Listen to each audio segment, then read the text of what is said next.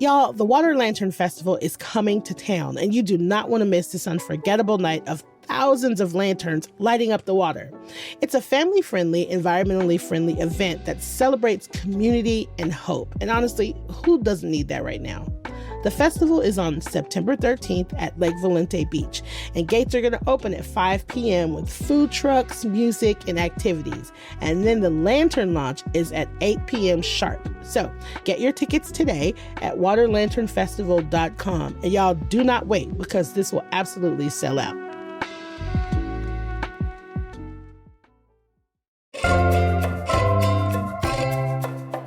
To really feel connected to a place, you've got to know its past. So today on CityCast Austin, I'm here to talk to someone about the history behind the names we see all over this city that we feel every Austinite should know.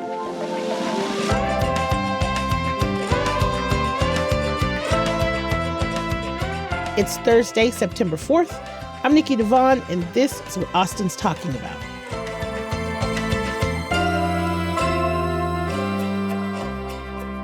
Hello, I am here today with Adam Powell, Executive Director of the Austin History Center Association, which is the nonprofit partner that supports the Austin History Center. What's up, Adam? How are you? I'm doing well. It's always a wonderful day to talk about Austin history. Listen, I agree. A lot of people already know that I'm a little obsessed with this city.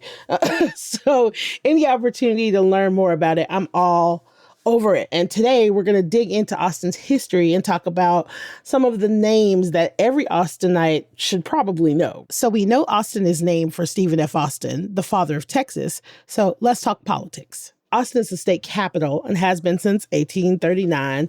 What are some of your favorite political names to know here in Austin that maybe we don't get to hear about a lot? Yeah, well, I'm going to say from the jump, we're going to talk about a lot of Black history. I'm into it. That's where we're at, right? I mean, for me, it's personal, right? Black Austinite, born at St. David's Hospital right off of 35. So we're going into it. That's what we're doing. I'm a native Austinite too. It's like, yeah. Oh, there we go. I love to see it. I love to see it. Brackenridge, right down the street. Right down the street. Oh, we got to beef the Brackenridge and the St. David's babies. But that's okay. That's okay. But so this is a name that I think has an amazing story. So Henry Green Madison is our city's first Black city councilman. Wow. Okay. He was born into slavery. By the time he came to Austin in the 1860s, during the Civil War, he was staunchly pro-union. He was a freedman at that point in time, came to Austin, and literally built a life for himself. When I say literally, I mean he built a cabin for his family. He had a wife, and I believe it was 9 total kids, right? Ooh, so exactly. He came in. Back then, there were city aldermen.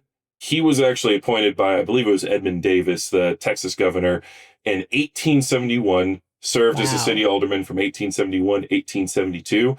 Post-Civil War, there were many, many Black elected officials across the state of Texas. Wow. It was a real moment in Reconstruction where there were many Black elected officials. And then as Jim Crow, as separate but equal, came onto the scene, then there was a long, long time period. So Henry Green Madison, I believe there was another 1 or 2 appointed Black city aldermen at the time. And then there was better part of 100-year gap until you get to the 70s with Burl Hancock's was kind of the first modern Black city council member. Wait a minute. So we had 1 city alderman in 1870 and then like maybe 1 or 2 more and then 100 years before the next one? More or less, yeah. And this is what we see at all levels of government in the state of Texas across the South. I mean, Barbara Jordan is a legend, not just because Barbara Jordan was a legend and was amazing, but also because she broke a ceiling that existed again for the better part of 100 years on the national stage, coming from Texas and doing all that.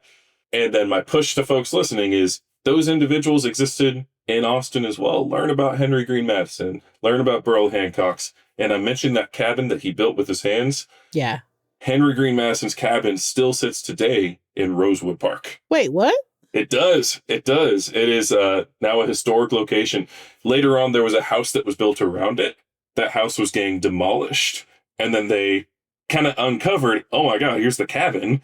So it was disassembled and relocated to the current location of Rosewood Neighborhood Park. And I believe it was the sororities and fraternities from HT that did that as a community project over at Houston Tillotson.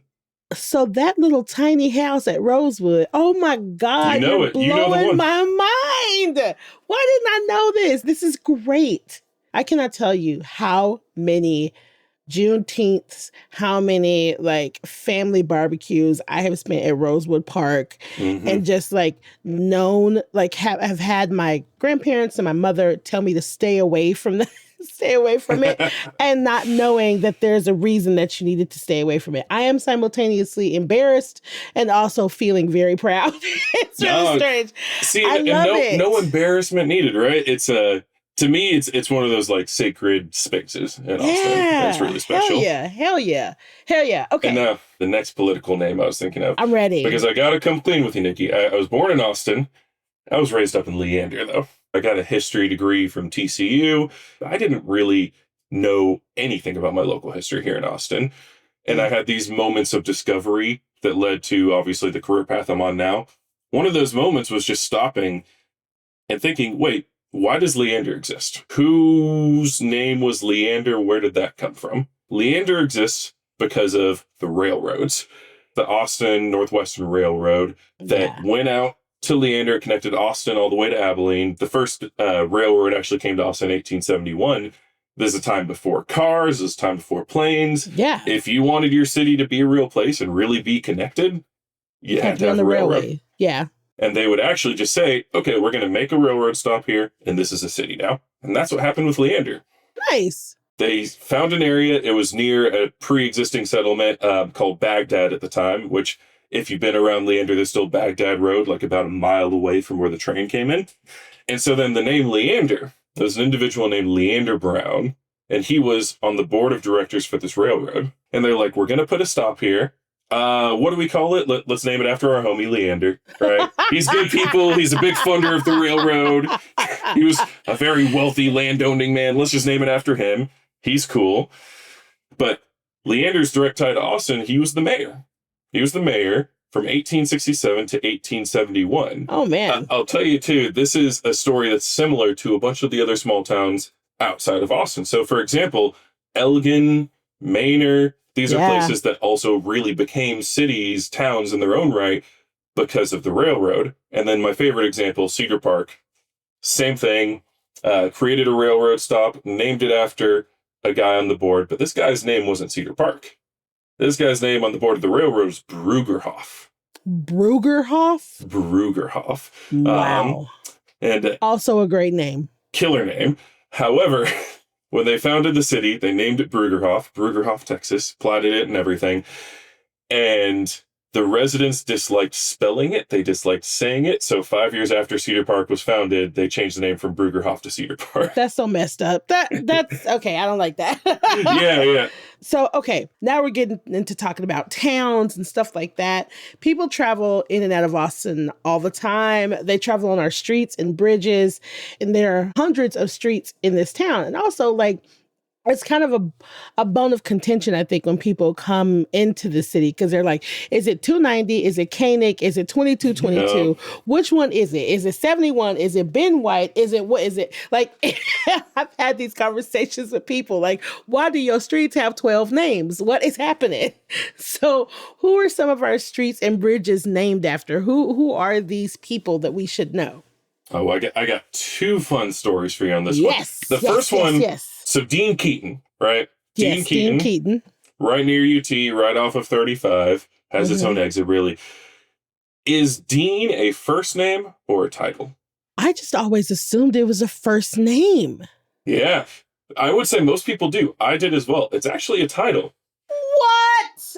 Yeah, so if it was a first name, I know. If it was a first name, it would have been Werdner. So the guy's name was Werdner Page Keaton. What? Werdner? Werdner, Werdner, as I'm saying that, I'm looking at the page to make sure I'm getting right. Werdner P. Keaton. That's right. And so he was basically, I think it's 25 plus years, the dean of the School of Law at UT. Makes total sense. It's a road right next to UT, named after him. The wild thing, though, the famous one in his family is his daughter, Carol Keaton, because Carol Keaton was the only woman who has ever been elected mayor of the city of Austin. Ever. And then she ended up having a statewide career. Yeah, she was Texas comptroller. She ended up winning statewide office after being mayor here, and recently passed away. So Dean Keaton is actually Wardner Page Keaton, dean of the School of Law. My God. But his daughter upstaged him because she was the mayor. So, okay, you're blowing my mind right now. You're blowing my mind right now. So, first of all, why we didn't keep Wardner, I don't know why, because I think that's a legendary name, me personally. That's legendary. It's far more superior. And also, I don't know why I didn't, until this moment, put Keaton and Keaton together. Like, I don't know why it never occurred to me that this would be a family name. I don't understand. It's one of those things where it's like, you know, if you saw it for like 2 minutes, you'd be like, oh, well, that makes complete sense. Literally, I am not joking. The reason why I learned about that was because I was in traffic on 35. I saw Dean Keaton and I was just like, okay, I'm going to Google that when I get out of the car. that's it. And that is also the story of the next thing I'm about to tell you, which is a bridge on I-35. This will sound extreme, but I promise this is maybe top 1 Austin stories of all time to me in history. Okay. Oh, I'm ready. I was sitting in traffic on I-35 and I saw the green nondescript Texas highway sign that said J.J. Seabrook Bridge. Yeah. Yes. So I was like, okay, I'm going to Google who was J.J. Seabrook. First off, to introduce J.J. Seabrook himself, this man was a powerhouse of Black Austin, of Austin writ large, period. Yeah. He was, I believe, the second president of Houston-Tillotson after it merged and became Houston-Tillotson from 2 separate colleges. He was involved in many, many boards and commissions, volunteer, community activist. The thing he's not most famous for is all of those amazing things he did as president, as a professor and academic, boards and commissions. He's actually kind of heartbreakingly most famous for how he died. And so the year was 1975, and there were conversations, and had been for a number of years, about renaming 19th Street to MLK. And the big bone of contention was, should MLK just be east of I-35, or should it be the entire length of 19th Street? Yep. And we know the answer today is the entire length. That's what happened.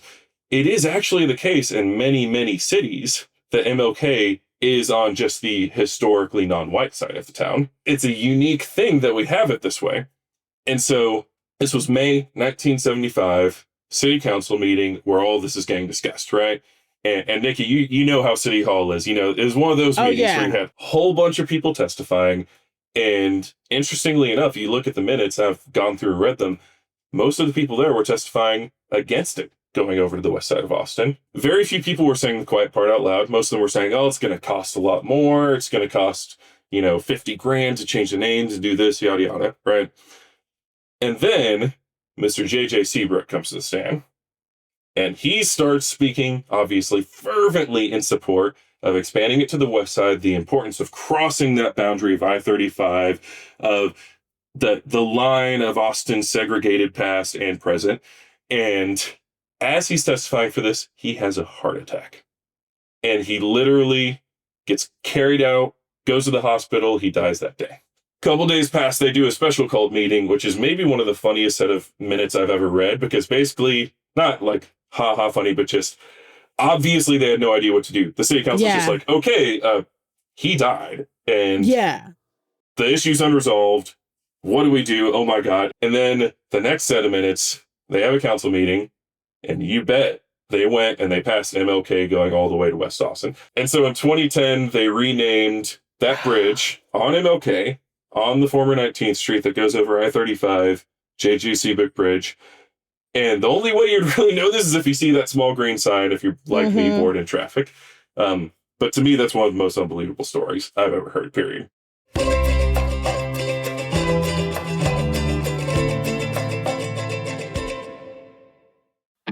Hey y'all, it's Nikki.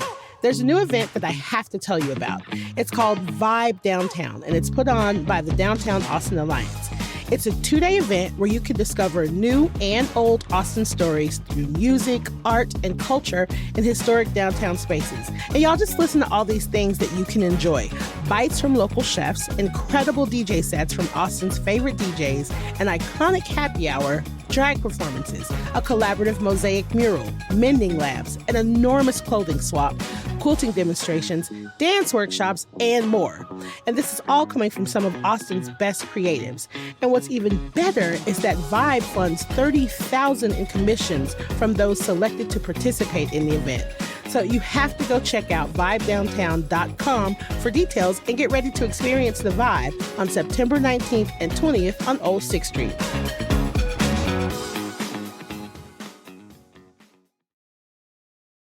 So, okay, there are several buildings in town that all have the same name, and other buildings might be named for people we've never heard of. So, like, who are the people we should know as far as buildings being named after them? So, we're going to talk about a place in West Campus that is currently known as the Cauldron Dive Bar, or I think for a bit was the Cauldron Coffee and Beer, right? Okay. Before that, I believe it was Friedman's Barbecue for a bit, but it is also in a historic building that is the very last physical remnant of one of the most amazing freedom colonies in Austin's history, a place called Wheatville.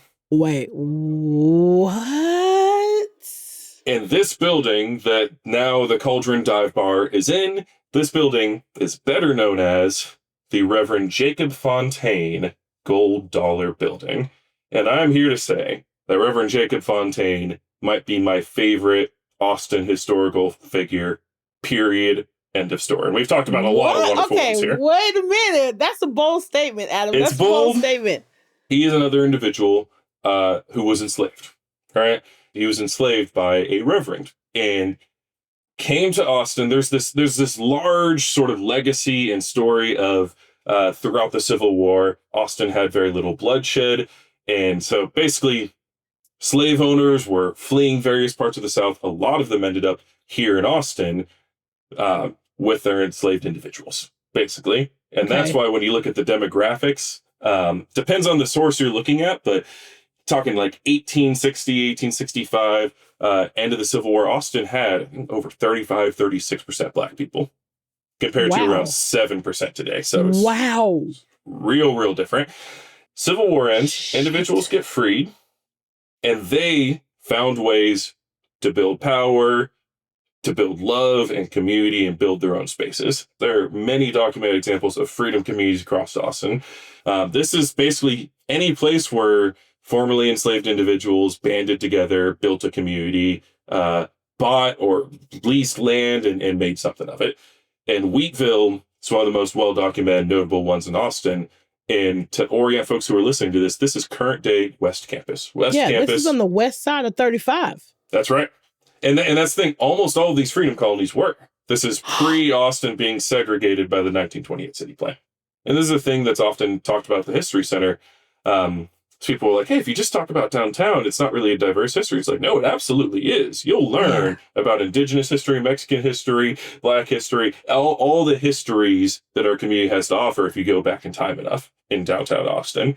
And so Reverend Jacob Fontaine, formerly enslaved individual, after the end of the Civil War, as a freedman, he eventually, of course, in addition to being a reverend, in addition to leading congregations, being a faith leader, being a community leader through that, he also founded the Gold Dollar newspaper, which was one of the earliest examples of a Black-owned, operated newspaper for the Black community, by the Black community, this side of Mississippi. Wow. And he operated this outside of, again, what is today Cauldron Dive Bar. This is the Gold Dollar building because that's where he did the thing.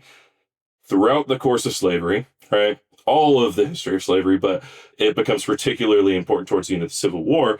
Families were often separated, and Reverend Jacob Fontaine was one of the very few lucky ones who was able to find some family after the fact. So he reconnected with his sister, and they were torn apart, in his words, by the evils of slavery. And they reconnected. And when they reconnected, she gave him a gold dollar. And he used this gold dollar in part to get this building up and running, to get the newspaper up and running. And then this newspaper did what so many black newspapers did at the time, had ads and classified things out there to try and reconnect families who had been torn apart by slavery. This is going to make me cry. It's unbelievable stuff. Oh my God. You can find the first issue of the Gold Dollar newspaper and hear him writing and talking about this. But the story gets even more wild, right? Because what I'm about to say is very, very true. Reverend Jacob Fontaine is the reason that we have the University of Texas here in Austin.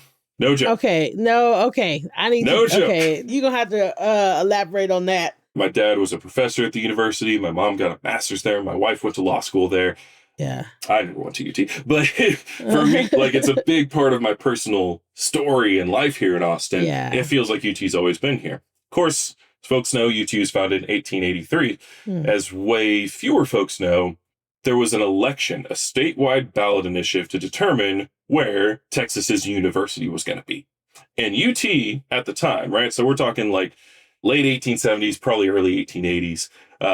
Austin was not the front runner for this, even a little. The front runner for this was the biggest city in the state of Texas at the time, Galveston, Texas. What?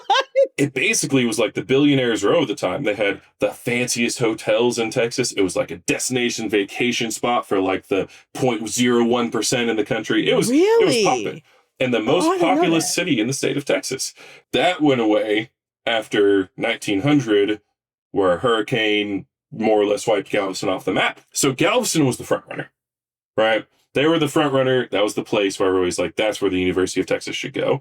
And the only reason Austin got it, well, really two reasons. One was there was political maneuvering for the statewide ballot initiative to separate the main university and the medical school. And so UT Med School went to Galveston, and it's still there. It was kind of a race for who's getting the main university. The way that Austin narrowly won this election was the black community, because keep in mind, this is Reconstruction era. Black men with very great difficulty, but black men could go and vote. And Reverend Jacob Fontaine was the community leader that got all the black folks together. And think about this as a generational impact. He got those folks together and said, hey, we need to make sure this university comes to Austin. It's what's best for our community, with full knowledge and full understanding that it was going to be a university they very likely couldn't access. Right. And he did it anyways. Wow. And as we know, we got to go all the way to, the 50s Sweat v. Painter until the University of Texas actually gets integrated. Wow. Far after his lifetime. I am sitting here with my mouth open. I can't believe what you're telling me right now. So this man advocated and fought and got other people to vote to get a university into this city that he knew he would never, ever be able to be admitted into. That's right. His story is filled with that. Same thing with the newspaper. His family was reunited. He could have stopped there, right? And yet he creates a method to reunite more families. He was able to have an education. He could read and write. He could do these things. And he established a way for generations of Austinites to do the same. That my dad, a black man, could be a professor at this university that he wasn't able to even consider. Oh my God, you are blowing my mind. That is the definition of a life of service. I cannot. Oh my God. I've had the honor of meeting a man named Dennis Berry, who is a direct descendant of Jacob Fontaine. He's an artist in the area. So, really? Great guy. And he's living proof of Jacob Fontaine's legacy. Like, his family stayed in Austin. And then I'll tie this back all the way to the Austin History Center. The Austin History Center downtown, it's off of 9th and Guadalupe. That area of town was actually originally platted to have churches. And indeed, a church that was once on that site was led by Reverend Jacob Fontaine. And so, the Austin History Center, when it reopens September 7th, there's going to be an exhibit opening in the former Falk Central Library that the History Center's expanded into. But when you come to the Austin History Center, you are on hallowed ground, a physical site that was resonant with this amazing individual. And I have to say too, right?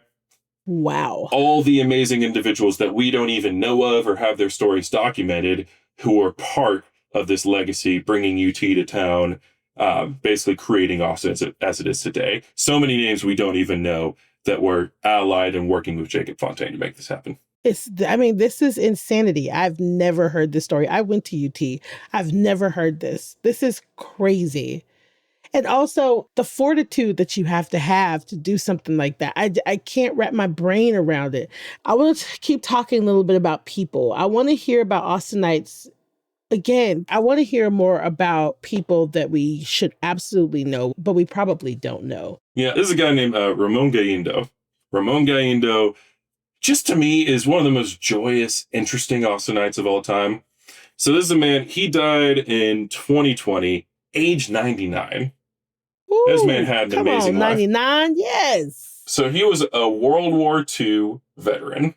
This is a guy who was at the Battle of the Bulge. He was in the absolute thick of it, as deep in the mud as you can imagine in World War II fighting for our country. That's amazing.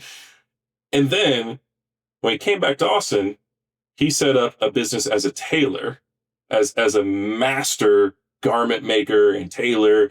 And you look at some of the outfits he made and the level and detail of the embroidery that they had. It's fantastic. And I say that because at the Austin History Center, there are a few of those outfits. Not to be all up in the business of the wonderful archival team and community archivists, but they're even, talking with family members and always in constant contact to be able to capture more of his history. Wow. And those outfits weren't just cool little outfits, which they were. They were like, he was a master tailor, amazing businessman, made a wonderful life for him and his family. He also, this is the fun part, was an internationally famous magician. Whoa, what? I know, right? So on the Archive of the Moving Picture, the Texas Archive of the Moving Picture, there are videos that History Center staff and archivists have worked to upload and share widely with the community. You can look it up and you can see these just delightful videos of him doing magic. And this is stuff that, we're talking like the David Copperfields of the world and like the most famous names in magic history recognize this guy as game. So what? Yeah, and he was an Austin guy. I just looked him up. He has the sweetest face. He's just so happy. Like, he looks awesome. And again, the Galindos are still here, still part of the community. Yeah, I bring this up too to illustrate that, the Austin History Center is the city's municipal archive, right? So yes, there is a literally millions of documents of city minutes and meeting notes. And there's also just a mountain of amazing things like videos of his magic, like some of his outfits, again, being housed at the History Center. And I bring him up as an amazing Austinite. More people should know about him. He's just a delightful life story. Amazing. But also just for folks to recognize, Austin History Center ain't just a bunch of old city documents. There's so much more for the community. Like, I'm looking at a picture of him in what looks like a blue suit. He's got on a sombrero, and there's just all these beautiful ornate flowers embroidered all around the edges. Oh my God. That's it's beautiful amazing. Stuff. It's beautiful. And then I think while I'm talking Austinites, people got to know about who the Falk Central Library is named after, which is John Henry Falk. The Austin History Center, to orient folks, again, it's on 9th and Guadalupe. If you go there, there is an older building, which was the city's first public library. It was built in 1933. I should be clear, the first permanent public library. And then right next door, near all these historic homes, is the John Henry Falk Central Library, which of course was Austin's flagship library until it closed in 2017 in favor of the also extremely beautiful downtown library that everybody knows and loves. Right. And when it closed in 2017, my forebears at the Austin History Center Association and other advocates in the community and ultimately voters advocated for and approved bond monies to renovate the John Henry Falk Central Library. And that is now where the archives are housed at the Austin History Center. It's on the precipice of reopening. But John Henry Falk himself. Nice. So he passed away in 1990. His resting place is in Oakwood Cemetery here in Austin. And what he's most famous for is ending the blacklist. So the Hollywood blacklist of, when you think about the House Un-American Activities Committee and individuals who, through no fault of their own, were being blacklisted from the industry for supposed communist sympathies or because they were from a different race or ethnicity or what have you. It was a very arbitrary period in American history of individuals getting blacklisted and really attacks on free speech. Right. Fully. Right. And John Henry Falk, he was a massive, massive radio personality, comparable to your modern, newscasters and influencers and YouTubers. Yeah, because that's all you had. Exactly. And he was an individual who was exceptionally inclusive for the time. So while he's on CBS radio, one of the biggest national platforms, he would have Black folks and Latino folks and Asian folks. He would have those folks on telling their stories and spreading it through the community. An individual, a white man who recognized that he needed to give that back and tell more stories ahead of his time. He was a union leader at one point, and that alone, just being, I think, the vice president of a union, meant that he was blacklisted from the industry, fired from CBS, completely deplatformed. Oh, shit. So he was on that blacklist. And I say Hollywood blacklisted, it went further than Hollywood. It went throughout many, many industries. Yeah. And so he was part of a lawsuit that ultimately, and this is, a very, very difficult thing to do, took a lot of time, took a lot of money and investment from him and others involved in this process. But they successfully ended this practice. And so at great personal cost, right? I mean, you can bet that CBS job was never coming back, but it was something he stuck his neck out for. He's a defender of free speech and a true Austinite. So when he passed away, they named just the Central Library into the John Henry Falk Central Library. And I'll say my job is the coolest in the world because had the absolute honor of having his wife Liz there the day after her 90th birthday, actually. Wow. His son, Johann, a few other folks from his family come tour the newly renovated library because, again, y'all, when you learn about local history and you find amazing Austinites who made Austin what it is today, like John Henry Falk, like Reverend Jacob Fontaine, you will also find their family. Yeah. Almost always. They're still here. And they're a part of that legacy. It's like part of the charm of Austin. It's hard to leave. Once it gets its hooks on you, it's hard to leave. Okay, I have a quick question for you. I know that we've been talking for a very long time, but do you have one woman, one Austinite that is woman identified that we should know about that we probably don't know about?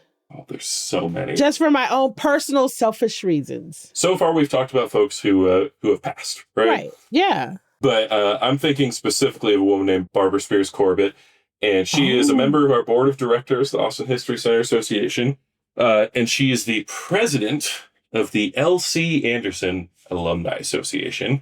The L.C. Anderson Alumni Association is for L.C. Anderson High School, the original one that closed over 50 years ago in 1971. Yeah. Because that L.C. Anderson High School was the Black high school in Austin. My dad went there, yeah. There, okay, you already know. You already know who it is. And so you could say that the legacy, I mean, that's cool. Yeah, listen. Yeah. It's unbelievable stuff. And so here's a fact for y'all. Austin High School, the Austin High School, has existed as a whites-only high school for longer than it's existed as an integrated high school. That's still true. Here in the year of our Lord, 2025. That's still true. And for the vast majority of that history, L.C. Anderson High School was the Black high school. And here's the thing. There is a sad story here. Of course, in 1971, L.C. Anderson was ordered to be shut down by a federal judge in collaboration with the Austin School District. Desegregation is obviously a wonderful, positive thing, a societal leap forward. But the way that it happened meant that this wonderful school that had Black teachers and Black leaders and Black students, and not just Black folks, to be clear, right? Plenty of Latino folks who suddenly, these are teachers that lost their jobs. These are students that are getting bused west of I-35, where previously that's not really a spot for them. Yep. And it put a lot of burden on the community while robbing the community of a precious resource. And I say all that, that's the sad part. But on the flip side, think about the joy that community must have had for the Alumni Association to be active over 50 years after it closed. Yeah. It was a joyous community. They had a world-class at the time marching band. They had a football team that was winning state titles. They had amazing cheerleaders, dancers, performers, academics. A situation where, that teacher doesn't just see you in the classroom. They know where you live. Right. They know if you messed up they that know day. Your mom. They know everybody. My dad was a part of, I am pretty sure, class of 63. My mom's going to kill me if I'm wrong about that. And they had a float in every Juneteenth parade. The L.C. Anderson Alumni Association had a float in every single parade, and classmates from all of the years could be on that float. They would meet every now and then and have dinner and drinks and stuff. When my father passed away in 2020, all of his classmates came to his funeral. Like, this was a community for real. The L.C. Anderson alumni community is incredible. It's unbelievable stuff. Yeah. And I'll say, this is one of those things, right? As I've been saying for the listeners the whole time, the history's still here with us. Nikki is a part of this history. Nikki, the host of this podcast, is a part of this history, a direct line to the amazing legacy of L.C. Anderson High School. And I'll say, for me, it's just an honor that I have a community leader like Barbara, who's doing this. And when I say doing this, it's not that the Alumni Association just gets together. It's what Nikki said. Like, no, they show up. And they show up. Everywhere. Yeah. And so recently, just last month, there was a premiere of a documentary about Dick Night Train Lane, who was a Pro Football Hall of Famer. To this day, still holds the record for single season interceptions in the NFL. 14 interceptions in a season. Hasn't happened since. Might never happen. And he went to and won a state championship with L.C. Anderson High School. And you best believe when that documentary was premiering up here in Austin, Texas, all the L.C. Anderson alumni were out there. So when I'm thinking of powerful Black women in the community, I mean, you don't have to look far. You don't have to look far for the woman that made Austin what it is today. And we got to love and appreciate our living legends while they're here. Barbara's one of them. Adam, thank you so much for being here. This has been a delightful conversation. I love learning things about the city that I don't know. Oh, I'm grateful for it. I really, really encourage everyone listening to this, once the Austin History Center reopens, or if you can make that September 7th event, the archives have the architectural archives of the city. If you want to know how your house became what it is today, or how your apartment was built and when, maybe even some of the stories of the folks who lived there and made it that, you can go in and find it out. Ever wondered why you have that weird carport in your backyard? You can go find out. And so I just emphasize that if the History Center is an amazing, underrated community resource, check out the Austin History Center, y'all. Okay, you heard what he said, y'all. Adam, until next time, I will absolutely be inviting you here again so we can chat it up. Thank you so much. Anytime. It was a pleasure.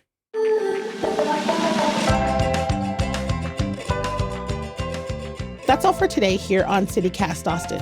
You can find links to the Austin History Center and their September 7th event, along with a video of Ramon Gallendo's magic in our show notes. If you enjoyed the show, why not tell a friend, rate the show, leave us a review. Of course, subscribe to our Hey Austin newsletter. And also, if you really, really love CityCast Austin, help support us by becoming a neighbor today at membership.citycast.fm. We will be back tomorrow morning with more news from around the city. Bye, y'all.